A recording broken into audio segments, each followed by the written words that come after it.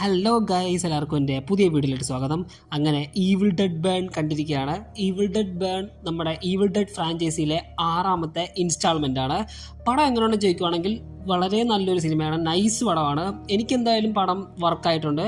പക്ഷേ ഇതിനു മുമ്പ് ഇറങ്ങിയ ഈവിൾ ഡെഡ് റൈസ് വെച്ച് നോക്കുവാണെങ്കിൽ ഒരു പൊടിക്ക് റൈസ് തന്നെയാണ് നല്ലത് എന്നും പറഞ്ഞ് ഈ സിനിമ നമുക്ക് ഒരു തരി പോലും ലാഗ് അടിക്കില്ല. തുടക്കം മുതൽ അവസാനം വരെ വളരെയധികം എൻഗേജിംഗ് ആയിട്ട് കണ്ടിരിക്കാൻ പറ്റിയൊരു സിനിമയാണ് ഈവിൾ ഡെഡ് ബേൺ എന്ന് പറയുന്നത്.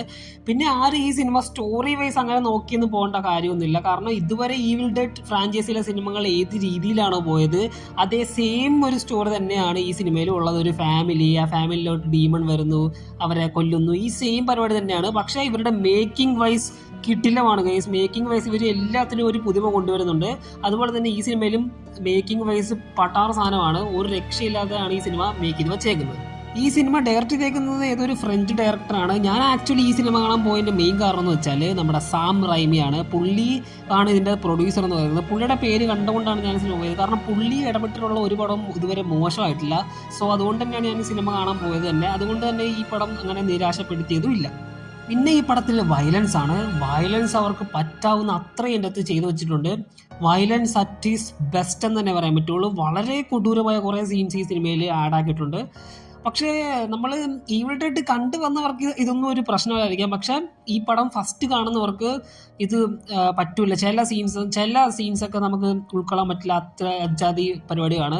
ഈ സിനിമ കാണണമെങ്കിൽ നേരത്തെ ഈവിൾ ഡെഡ് ഫ്രാഞ്ചൈസിയിലെ പടങ്ങൾ കണ്ടിരിക്കണമെന്നും വലിയ നിർബന്ധമൊന്നും ഇല്ല. പക്ഷേ ഇത് ഈവിൾ ഡെഡിന് ഒരു പ്ലോട്ട് ഉണ്ടല്ലോ, ആ ബുക്കിൻ്റെ സംബന്ധമായ, അതൊക്കെ അറിഞ്ഞിരുന്നാൽ വളരെ ഒരു ഉപകാരമായിരിക്കും. പിന്നെ ഈ സിനിമയിൽ അഭിനയിച്ച എല്ലാവരും അവരുടെ ബെസ്റ്റ് പെർഫോമൻസ് തന്നെ പുറത്തെടുത്തിട്ടുണ്ട്. ഇതിൽ വലിയ കാസ്റ്റ് ഒന്നും ഇല്ല കേസ്. ഒരു ഫാമിലിയിലെ ഒരു അച്ഛൻ, ഒരമ്മ, അവരുടെ മക്കള്, പിന്നെ അവരുടെ ഭാര്യമാര്, പിന്നെ ഒരു ഗ്രാൻഡ്മയും ഉണ്ട്. ഇത്രയും പേരേ ഉള്ളൂ. പക്ഷേ ഇത്രയും പേര് വെച്ച് അവർ ഒരു കിടിലം പരിപാടിയാണ് അവർ ചെയ്തു വെച്ചിരിക്കുന്നത്. പിന്നെ ഇതിൻ്റെ അകത്ത് ചില കോമഡീസ് വർക്കൗട്ട് ചെയ്തിട്ടുണ്ട്. ഒരു ഗ്രാൻഡ് മദർ ഉണ്ട്, ഞാൻ പറഞ്ഞില്ല ഗ്രാൻഡ്മ.